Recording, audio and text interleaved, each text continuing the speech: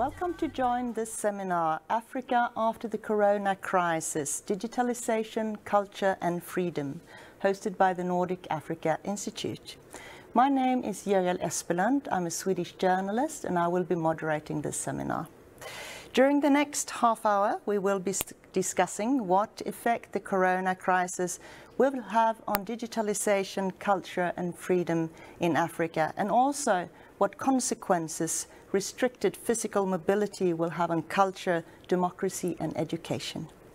On the panel, I have the honor to introduce to you Kajsa Hallberg, postdoctoral researcher at the Nordic Africa Institute and co-founder of BloggingGhana. Welcome. Thank you.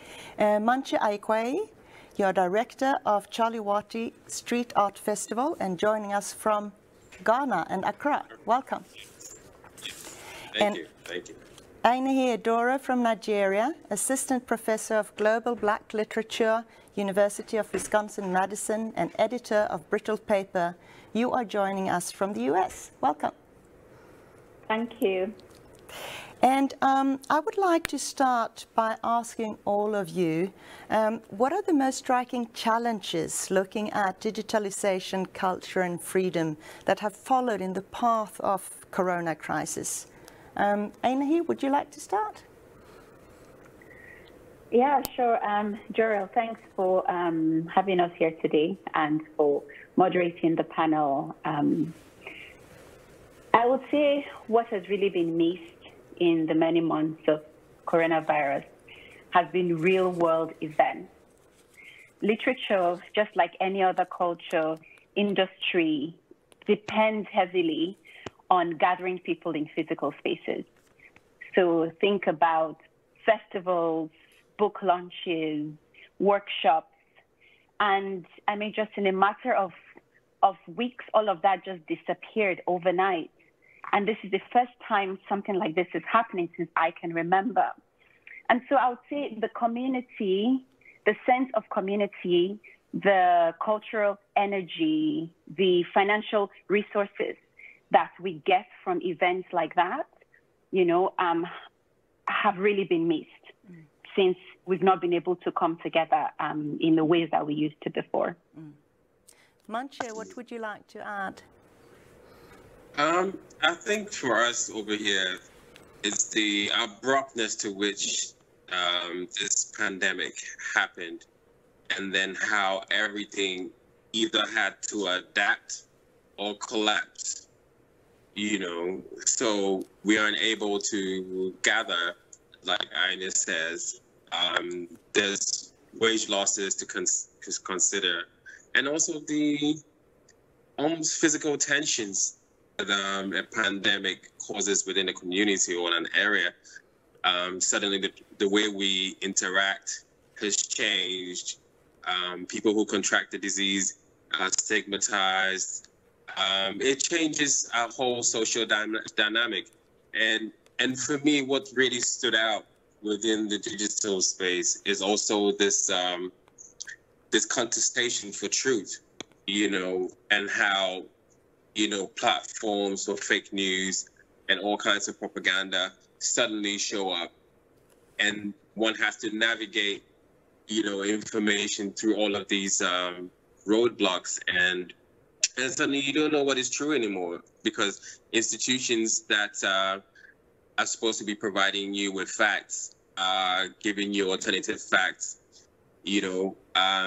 So for me, it's what I noticed in the digital space is really the propaganda war that has ensued throughout the digital space, but then also like how that impacts cultural organizations who are also disseminating information and producing knowledge. In, you know, suddenly there are people's quotes that you can't use anymore. Like information has become such a porous and almost each time whatever you put out is going to be challenged, whether it's true or not. Right, you know? right.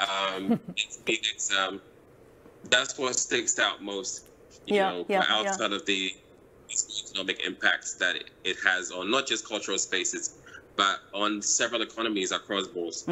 Right. Kajsa, would you like to add something? Yeah, so maybe before I dive into the challenges, when we started planning this seminar back in May, we wanted to look at Africa after the corona crisis. So that's the title, but of course we're not there yet. We're in the middle. We're in the middle somehow. And of course we've seen a slower spread of COVID-19 on the African continent, perhaps for 3 reasons. It's a youthful continent, 60% are under 25, 3% are over 65, so it's a very different demographic. Africans also have a limited mobility compared to people in other places because of poor roads and transport sector with limitations, maybe except for South Africa, and of course there we have seen a larger spread. I think also previous experiences with epidemics has made Africa a bit more prepared. But that said, of course, the shutdown has been unprecedented. Like Ainehi was saying, it's all these events missing, borders are completely closed, have only recently started to open. There's been military presence, curfews, schools and university closures almost across board. So the cultural sector has been extremely hard hit together with education. So lives, I would say the challenge is lives have become smaller. And if we take these challenges and these changes a little bit more to specific and personal levels, and if we start in Accra, Mantse, you are one of you are the director of the Chale Street Art Festival in Accra, and normally it draws thousands of spectators and participants. But tell us, what happened this year? We could not assemble like we usually do. We're talking between 70 to 80,000 people within the 3-mile radius. And none of that could happen, you know, because we had to follow the health protocol. So the festival went virtual inside a 16th century slave fort, Usher Fort. And that changed how people interact with the festival completely. We were not allowed to let the public into the fort. It was just basically the producers and the artists and beaming it live throughout our platforms and social media. So then, you know, there's an extended impact and an extended reach within the digital space, you know, which is okay. But then also it means that the people who directly benefit, who directly interact with the festival physically are cut off. It also means that people who do not have internet are unable to participate, you know, and the festival is built around a more physical, all-access framework. So people from all walks of life are able to participate. But by so doing, by events of the pandemic, all of this is unable to happen. Everything moves into the digital space. And but also, I would like to say that I don't think that most people were worried about not being on the internet during the pandemic. I think that people were more interested in sustaining their day-to-day lives, you know, and yeah, missing the festival and also the economic benefits that comes to the city, you know, they might have lost that. But I also feel like it forced us to sort of redesign the festival and then find other ways of making the people within the city also interact with the festival in a way that they usually wouldn't, in much more smaller silos instead of like setting up, you know, this grand thing that we usually do. So we also have a call and response culture. So people interact with processions, people interact with installations, people interact very directly with all the art. Now that interaction has to be digital. you know, and it's different, you know, having to experience something through a screen and not being able to physically be present or physically touch and experience whatever it is. So it does change, you know, how people perceive the festival and also how they participate, you know. But on the large scale, I feel like the pandemic, you know, showed us what was really important. And yes, culture is important, but I also feel like people were more interested in sustaining their livelihoods and feeding their families. Right. Yeah. Right. Ainehi, if we move a bit to the literary scene, Brittle Paper that you founded in 2010 fully focuses on African literature. And in what way do you think that the corona crisis has affected the African literary scene? I would say in two major ways. So first, it's sort of changed the rhythm of literary culture. So typically every year the African literary scene globally is anchored around key festivals, and many of them were cancelled or either moved online. So for example, the African Book Festival in Berlin had to be cancelled, and the entire global community was looking forward to that particular festival because for the first time, it was given a platform to Lusophone African literature. So African literature centered on Portuguese language, and it was supposed to be this watershed moment. And they had curated an amazing list of writers all over the world and all over the continent, and all of that had to cease overnight. And then Ainehi Festival, which is arguably one of Africa's biggest and most prestigious literary festivals held in Lagos, in Nigeria, has moved online. And due to a partnership with Google, they are being able to really launch a powerful online version of the site. But still, that's all going to feel different because Ainehi Festival has always been about experiencing Nigeria, experiencing Lagos, and really witnessing this beautiful moment in which writers from around the world and the continent come together and think about African books and literary culture. So all of that has really impacted the literary scene. And then also just in terms of the cycle of publishing, you know, there were all these books that everyone was looking forward to seeing this year. Imbolo Mboe is the Cameroonian novelist whose first book was acquired for $1 million a few years ago. It made a huge splash. So in a sense, the community was really looking forward to her second book coming out. And that has had to be postponed till next year. And the South African sci-fi writer, Lauren Buchers, she came out with a novel this year, Motherland. There were high hopes around the novel, but it was published right in the thick of the lockdown, and it sort of fizzled out, you know? But I would say that in spite of this somewhat negative impact of the corona crisis, there have also been positives in the sense that we've seen the African literary culture kind of reimagine what community is. So over the months, there's been an increase in digital content around African literature.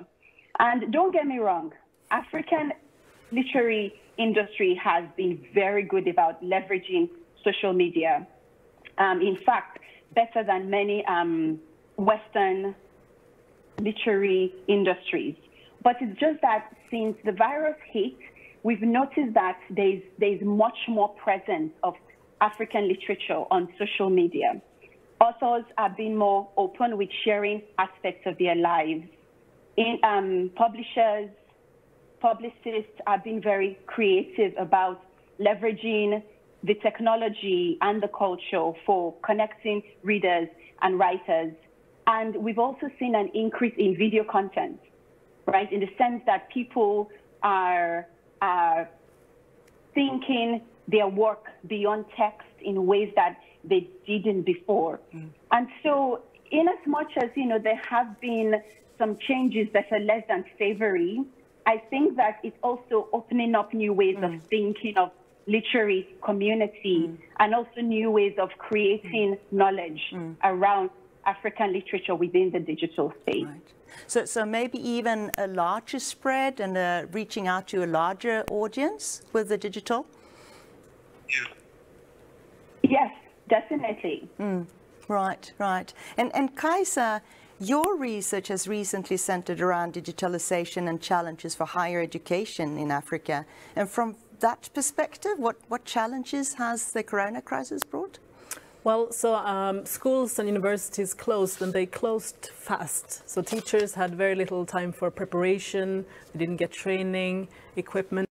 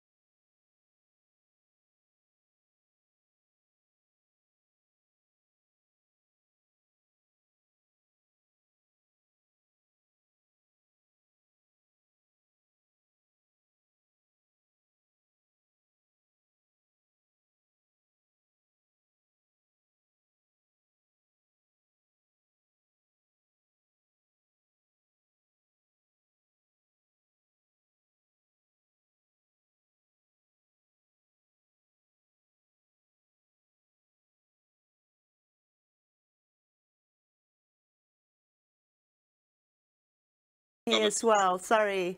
Ainehi, what do you say? I think the coronavirus crisis has been a problem, for politics everywhere. And thinking about the way that the digital has impacted it, to me, is probably more urgent than the inability or the difficulty of gathering in physical spaces. That the danger to democracy, to me right now, is less the fact that people are restricted in their ability to meet physically, and more in the ways that digital culture and technology itself has really reshaped how we enact civic discourse. The impossibility of listening, of hearing what the other person is saying, the difficulty of actually disagreeing in constructive ways. And the fact that the more expansive and pervasive that social media specifically gets, the more difficult it is to find a space outside of it to have any kind of meaningful political exchange.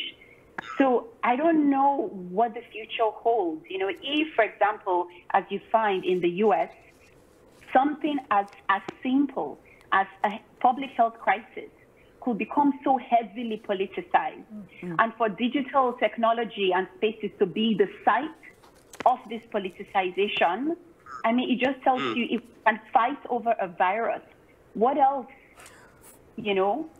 are we capable of disagreeing about in ways that are unproductive? We've been talking a little bit about how different Africa, US and Europe has tackled the crisis. And I want to keep with you a little bit, Ainehi. What do you think that we can learn from Africa when it comes to how to tackle a crisis like this? I mean, I can speak specifically for Nigeria because we went through the Ebola crisis, and Nigeria did an amazing job of curtailing this virus. And, over the years, lots of lessons have been learned. And one of it is that government and the press have to come together to give clear messages to people, and that governments have to depend a lot on grassroots mechanisms, so churches, mosques, marketplaces. Governments have to figure out a way to really get the people together, get them invested in the urgency of protecting their lives and staying safe. And that you then see why a vibrant, healthy political space is important. This is different from what is happening here where I live in the US, where, all kinds of interests in the country has hijacked this clear public health crisis, and it's been politicized to the extent that citizens don't know what to do, And that, so I feel like the US should sit down and read Nigeria's manual on how to handle public health crisis. Not so much in the technological aspects of it, but in the political work that you have to do, the cultural work you have to do, the kind of population mobilization work you have to do in order to actually handle a public health crisis. Very, very good. Thank you for that. We need to round off, so time goes quickly. Just very briefly, looking into the future, what conclusions can we draw from your research and work when it comes to digitalization, culture and freedom after the corona crisis? What developments do you foresee in Africa? Kajsa, do you want to start? Yes, so I think definitely that access to internet is a big issue, but it's not solved by that. Just like Ainehi was saying, how we interact on these platforms and also questioning the platforms as such. Facebook, for instance, is providing a free version on the African continent in many countries. And what does that mean for the power? Right. Yeah. Very, very briefly, Ainehi? Just as Kajsa said, I hope that we find more meaningful ways to exist in these spaces, in digital spaces, and figure out concrete ways that it can actually help to make us into better civic individuals. Right. And Mantse, you get the last very brief word. I think that African languages are going to dominate the internet in the very near, I don't want to say future. It's already happening. I do think that we are going to have to find more creative ways of negotiating the internet space, also creating platforms and technology that are wired in our languages that will help to, one, extend the knowledge production base, but then also extend deeper ways of participating. Great. Yeah. Great. Thank you. I'm sorry we have to go. Thank you very much for joining us, and thank you for participating. Thank you. Thank you. Thank you.